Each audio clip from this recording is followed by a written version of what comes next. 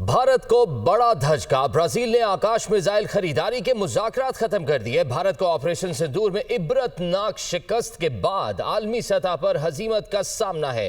Deccan Herald के मुताबिक Brazil ने भारत के आकाश मिसाइल सिस्टम की खरीदारी के लिए मुज़ाकरात खत्म कर दिए। डिफेंस एक्सप्रेस के मुताबिक मुज़ाकरात का इख्तिताम भारत की जानिब से सिस्टम का जदीद तरीन वर्जन फराहम न करने पर हुआ है। मजीद क्या वजूहात हैं बताएंगे हमारे साथ ब्यूरो चीफ इस्लामाबाद अदील वड़ैच मौजूद हैं। जी अदील।